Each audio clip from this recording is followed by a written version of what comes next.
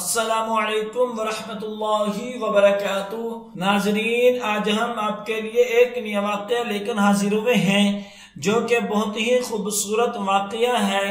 یہ واقعہ روزہ اور ضبط نفس۔ قرآن حکیم میں ارشاد باری تعالی ہے، پرہیزگار وہ شخص ہوتا ہے جو منشاء خداوندی کے تحت زندگی بسر کرے اور جس کے دل میں ہر وقت ہر آن رضائے الہی کے حصول کی طرف موجود رہے۔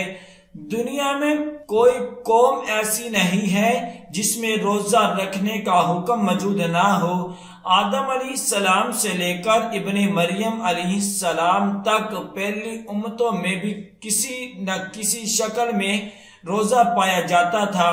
جیسا کہ اوپر کی آیات سے ثابت ہے، حضرت آدم پر ہر ماہ کی 13، 14، 15 تاریخ کو روزہ فرض تھا۔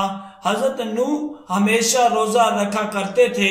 حضرت داؤد ایک دن روزہ رکھتے، ایک دن ناگا کرتے، اور قوم یہود پر یوم عاشوراء اور ہفتے کے علاوہ چند دن کے اور بھی روزے فرض تھے۔ حضرت عیسیٰ علیہ السلام ایک دن روزہ رکھتے اور 2 دن افطار کرتے۔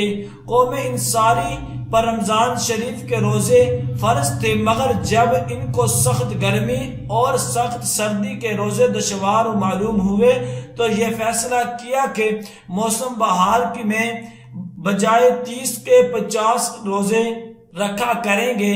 ہر مذہب و ملت کے معقد روزہ رکھتے تھے اور آج تک کسی نہ کسی شکل میں روزہ ان میں پایا جاتا ہے۔ یہاں تک کہ مذاہب باطلہ کے مسخ شدہ کتابوں میں بھی اب تک روزے کے نشانات ملتے ہیں، خواہ ان کی حجت کچھ بھی تھی۔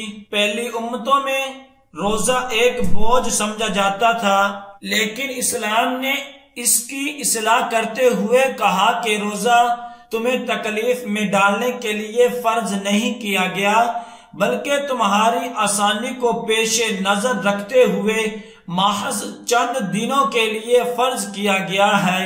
ایام معدودات نیز بیماریوں، بڑھاپے اور سفر میں روزے کو چھوڑنے کی اجازت ہے، اور تکلیف کے بعد روزہ پورا کرنے کی آسانی ہے، کیونکہ روزے کی فرضیت میں اللہ تعالی کو محض انسانیت کی اصلاح اور نجات مقصود ہے، اس لیے اسے بوجھ نہیں بنایا گیا، بلکہ اس میں آسانیاں پیدا کر دی گئی ہے تاکہ اصل مقصد کے حصول میں کوئی رکاوٹ اور دشواری پیش نہ آئے۔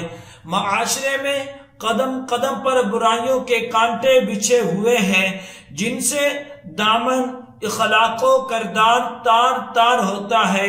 اخلاق و کردار اور نفس کی اصلاح کے لیے اللہ تعالی نے مسلمانوں پر روزے فرض کر کے احسان عظیم فرمایا ہے۔ بلا شبہ اخلاق و کردار کی اصلاح اور ضبط نفس کے لیے ماہ سیام ایک ریفریشر کورس کی حیثیت رکھتا ہے۔ لغت میں صوم کے معنی ہے کسی چیز سے رک جانا، جیسے سامت الرحی۔ یہ اس وقت بولا جاتا ہے جب ہوا چلنے سے رک جائے، گھوڑا چلتے چلتے رک جائے تو کہتے ہیں سامت الخیل۔ کسی شخص کا کام بند کر دینا سام کہلاتا ہے، مگر اصلاح شریعت میں کھانے پینے، جملہ برائیوں اور مباشرت وغیرہ سے رک جانا روزہ کہلاتا ہے۔ نماز، زکوٰۃ اور حج کی طرح روزہ بھی ایک عظیم عبادت ہے جس کا اولین مقصد تزکیہ نفس ہے۔ مسلمان صبح صادق سے لے کر غروب آفتاب تک تمام مرغوبات نفس سے مکمل پرہیز کرتا ہے۔ بندگی کے اس احساس کو پیدا کرنے کے لیے جس طرح بندہ مومن پر دن بھر کھانا پینا حرام ہے، اسی طرح یہ کام پایا تکمیل کو تب ہی پہنچ سکتا ہے۔ اس عملی مشق سے فائدہ اٹھاتے ہوئے مسلمان اپنی روح کی غذا کا بھی نظام کرے، کیونکہ محض کھانے پینے سے رک جانا ہی روزہ نہیں، بلکہ شارع علیہ السلام نے کچھ پابندیاں اور بھی لگائی ہیں۔ ارشاد نبوی ہے، یعنی جو آدمی روزہ کے باوجود جھوٹ بات کہنا اور اس پر عمل کرنا نہیں چھوڑتا تو اللہ تعالیٰ کو اس کا بھوکا پیاسا رہنے سے کوئی سروکار نہیں۔ نبی کریم صلی اللہ علیہ وسلم نے اپنے اس ارشاد میں روزہ کے عظیم مقصد کو بڑے واضح الفاظ میں بیان فرمایا ہے کہ اس عمل کا مقصد وحید الحکم تنقون کے پیش نظر نفس کی پاکیزگی کا اہتمام کرنا، اور اس اہتمام کی تکمیل اس طرح ہو سکتی ہے کہ ہم اپنی عملی زندگی میں جس طرح روزمرہ کے معمول سے ہٹ کر اپنی پسندیدہ غذاؤں سے ہاتھ کھینچ لیتے ہیں، اس طرح تمام فحش اور اخلاق سے گری ہوئی عادات حرکات سے کنارہ کش ہونے کی پوری کوشش کریں۔